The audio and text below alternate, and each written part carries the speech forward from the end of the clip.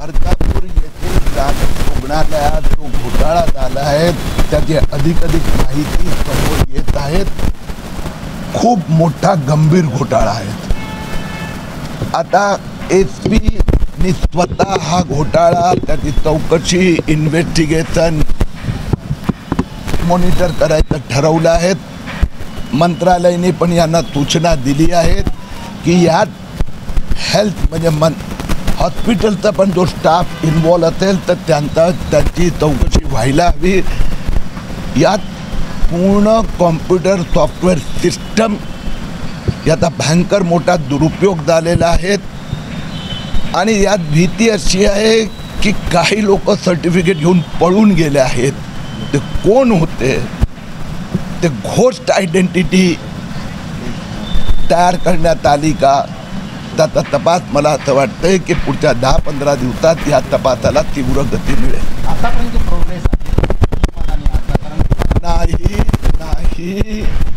हे प्रकरण दाबण्याचा अर्धापूर पोलीस स्टेशनच्या अधिकाऱ्यांनी प्रयत्न केला. आरोग्य मंत्रालयाचे स्थानिक अधिकाऱ्यांनी पण दाबण्याचा प्रयत्न केला. आणि ही गोष्ट मी स्वतः डायरेक्टली मुख्यमंत्र्यांशी बोललो. हे खूप गंभीर बाब आहेत आणि म्हणूनच आज मला इथे यावं लागले आहे. आता SP स्वतः या आणि DPO हे मॉनिटर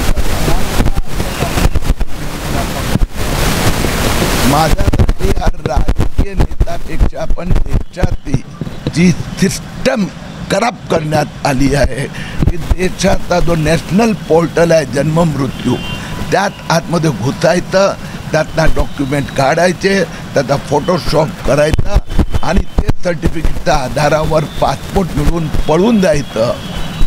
फार खतरनाक बाब आहे. भोंग्याचा जो विषय आहे आता मुख्यमंत्र्यांनी स्पष्ट केलं की जर देशीगत मर्यादा ओलांडली गेली तर त्या संबंधित पोलीस स्टेशनच्या अधिकाऱ्यांवर कारवाई होणार. माझं चौकशी सुरू झाली आहे. मी 10 दिवसानंतर पुन्हा भोंग्यासाठी नांदेडला येणार आहेत.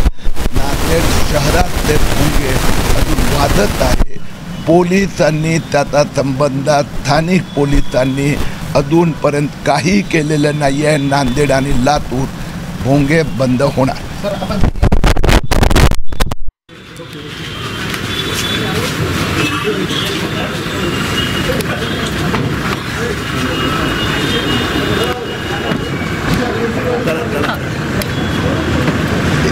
नांदेड एअरपोर्ट वाला तो आपला परिचित आहे मालूम आहे.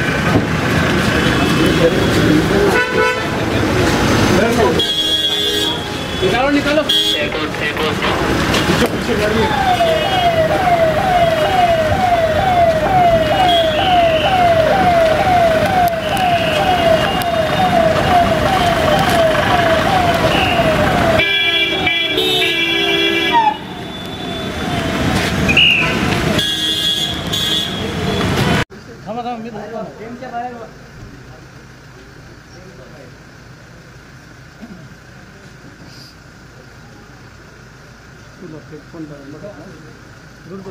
व्यवस्थित सगळं तुम्ही घेऊ नका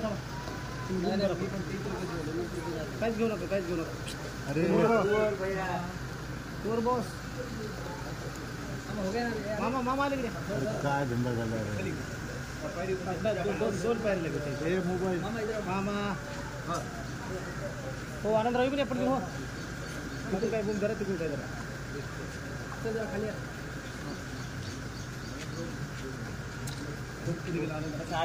नाही आज थोडं नाही बस सर खाली ना सब एक बार खाली अरे नाही सर नाही सर फ्री में जवळ घ्या